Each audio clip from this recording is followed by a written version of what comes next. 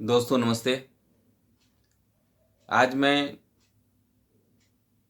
अपनी भारतीय अर्थव्यवस्था के बारे में चर्चा करता हूँ। इंडिया की जो पॉलिटिक्स है उसके बारे में और अर्थव्यवस्था से उसका क्या अटैचमेंट है उसके बारे में डिबेट करूँगा। आज भारत में जो स्थिति है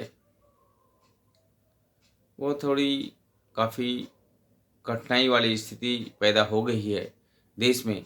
देश की अर्थव्यवस्था चरमरा सी गई है। लोगों के हाथों में रोजगार नहीं है। लोग दुकान बंद कर रहे हैं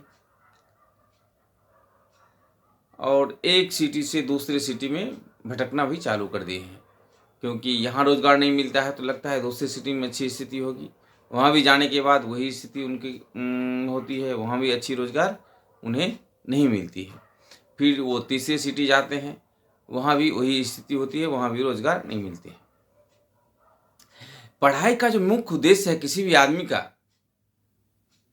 किसी भी देश में किसी भी क्लास के बच्चे का, चाहे वो मेडिकल क्षेत्र से जुड़ा हुआ हो, चाहे वो इंजीनियरिंग क्षेत्र से जुड़ा हुआ हो, चाहे वो मेडिकल क्षेत्र में डेंटल से जुड़ा हुआ हो, या अलग जो फिनांस क्षेत्र है, कहीं भी किसी भी क्षेत्र या सर्विस सेक्टर से जुड़ा हुआ हो, हर एक व्यक्ति का उद्देश्य यही होता है जो मुझे जॉब करना है, चाहे वो सरकारी जॉब हो या वो प्राइवेट जॉब हो। जॉब होना चाहिए, हाथ को काम मिलना चाहिए। लेकिन इस देश में अभी क्या स्थिति है, सब लोग जान चुका है, सब लोग जान रहा है, स्थिति थोड़ी गड़बड़ सी हो गई है, ज्यादा गड़बड़ हो गई है। हमारे देश में जो इशू होनी चाहिए वो इशू क्या होनी चाहिए, लोगों के हाथ में ज़्यादा से ज़्यादा काम मिलना चाहिए, लोगों को ज़्यादा से ज़्यादा रोजगार मिलना चाहिए। लोगों के हाथ में अगर पैसा देते हैं तब वो जाकर के मार्केट में खरीदारी कर सकता है, और मार्केट में खरीदारी करने के बाद अगर खरीदारी मार्केट में होती है तो प्रोडक्शन भी बढ़ेगा। एक अनुराष्ट्रीय संबंध होता है सारा चीज़ का, और उस अनुराष्ट्रीय संबंध को हमें बनाए रखने के लिए सबसे बड़ी जो बात है वो हाथ में काम देना। लोगों को लगता है जो पढ़ाई करने के बाद मुझे काम नहीं मिलेगा, तो एक बहुत ही बड़ी निराशा सी छा जाती है दिमाग में, जी मुझे पढ़ने के बाद तो काम मिलने वाला नहीं है, तो मैं क्यों पढूं।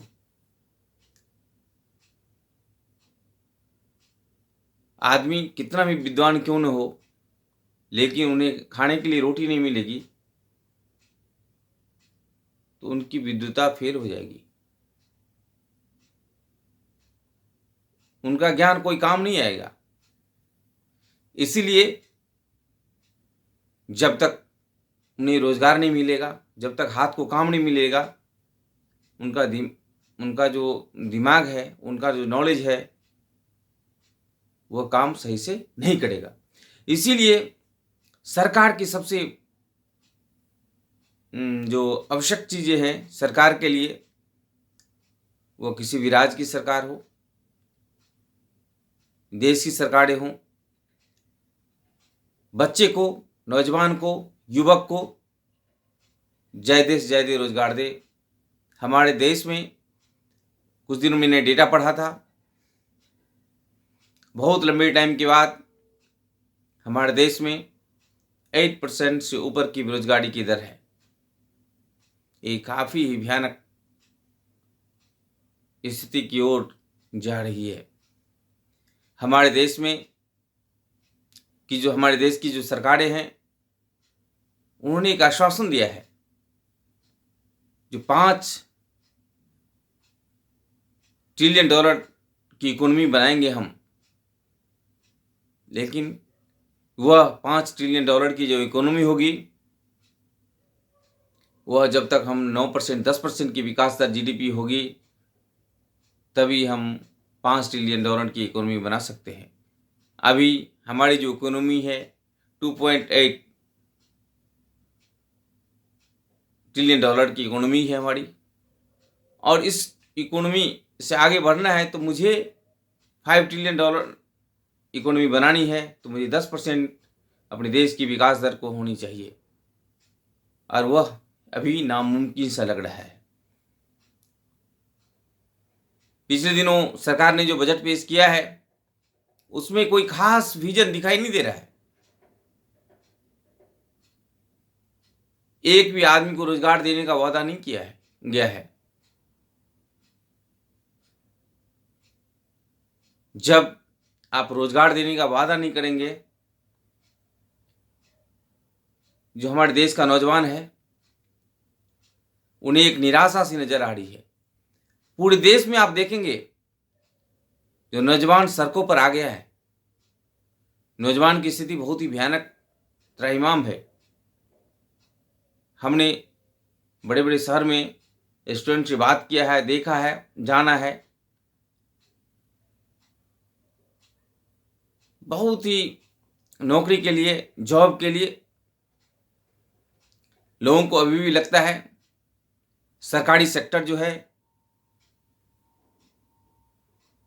सरकार का जो नौकरी है, सरकारी जो क्षेत्र में नौकरियां है, जो सरकार गवर्नमेंट जो नौकरी देती है पब्लिक सेक्टर में, उसमें एक विश्वास है आदमी का कि वो सरकार हमसे चीटिंग नहीं करेगी। आज हमें नौकरी पर लेती है और अच्छा हम सर्विस देते हैं, अच्छा काम करते हैं, तो मुझे नौकरी पर 58 या 60 वर्ष तक रखेंगे। लेकिन प्राइवेट जो सेक्टर है उसमें बीच में बिचौलिए पैदा हो रहे हैं, और उन बिचौलियों को काफ़ी फायदा हो रहा है, लेकिन जो उसमें साथ जो एम्प्लॉय काम करने वाला है उनकी स्थिति बुरी होती है। मैं आंखों देखा हाल बता रहा हूं आपको। बड़े से बड़े सिटी में जाओ, आपको 10,000 12,000 से नौकरी, जो एक नॉर्मल लोग है, मैं एक खास लोगों की बात नहीं करता हूं, एक नॉर्मल जो एवरेज लोग है, जो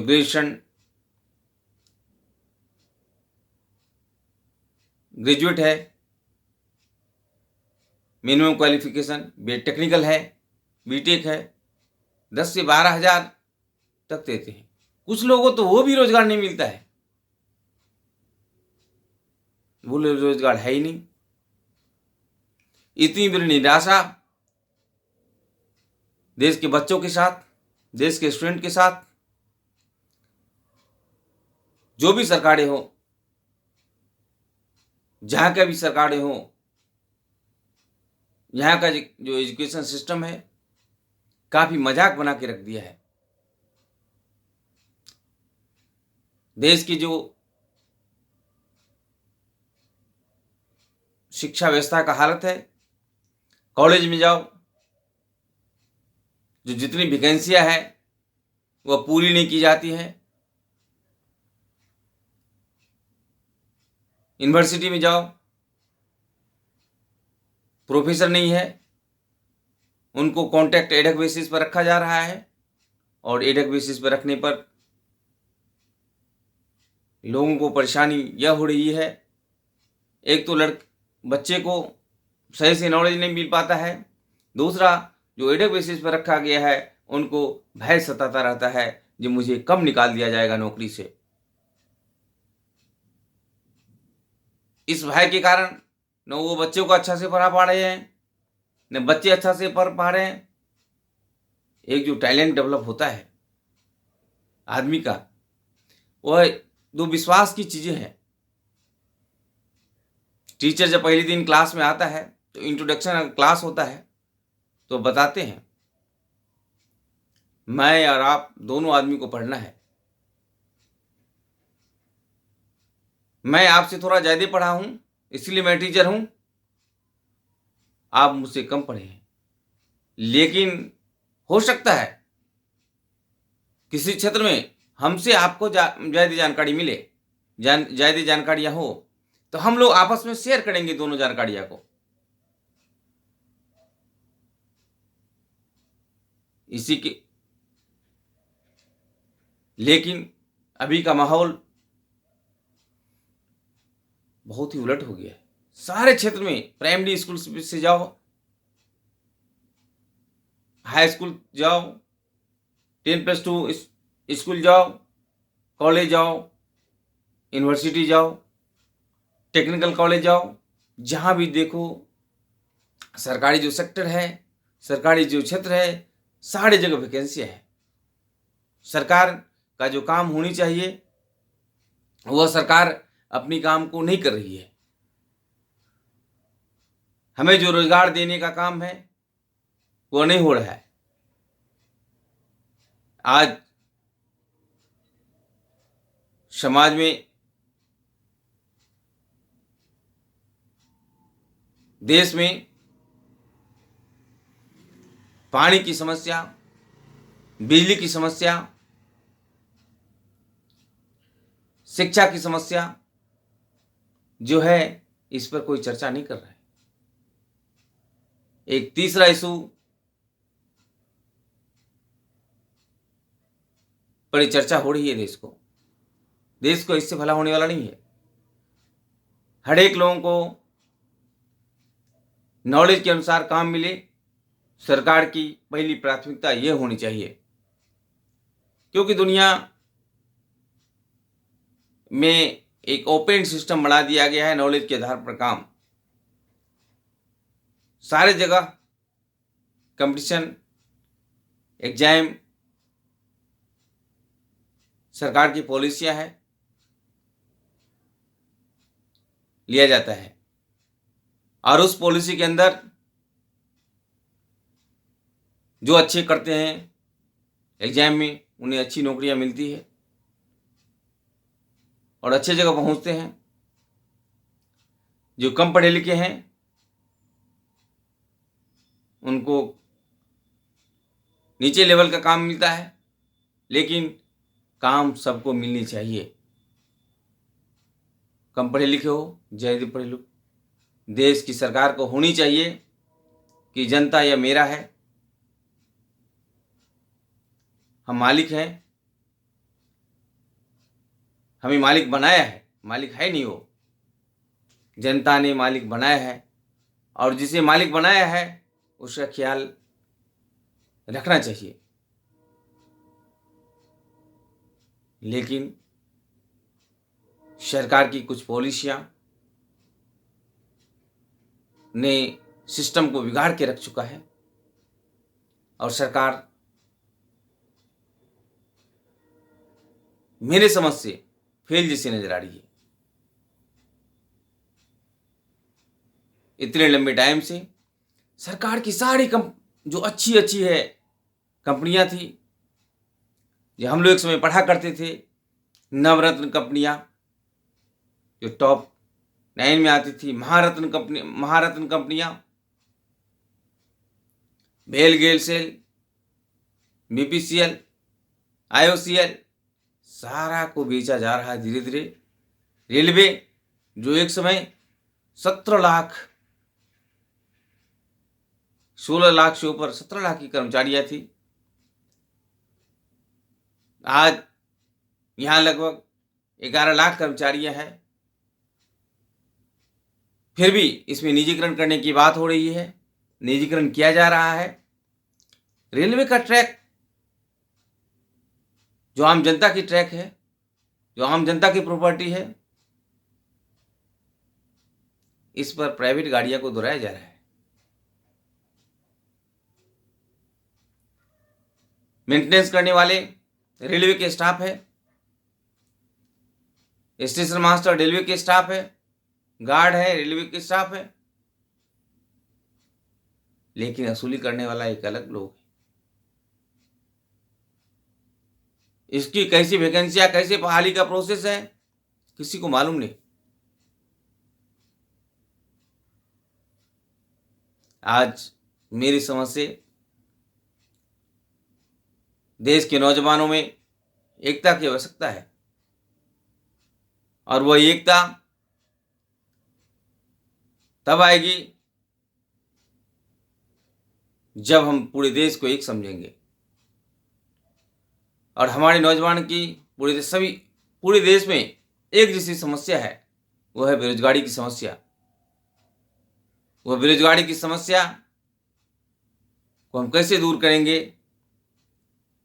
सरकार की पहली प्राथमिकता होनी चाहिए और छात्रों की भी प्राथमिकता होनी चाहिए, जो हम सरकार से जूझेंगे, लड़ेंगे हम अपनी रोजगार के लिए, क्योंकि मैंने उन्हें चुना है जो उन्हें रोजगार देना चाहिए। अगर वह देने में सफल नहीं होता है तो मैं मानूंगा वो सरकार की जो पॉलिसियां है वो फेल है।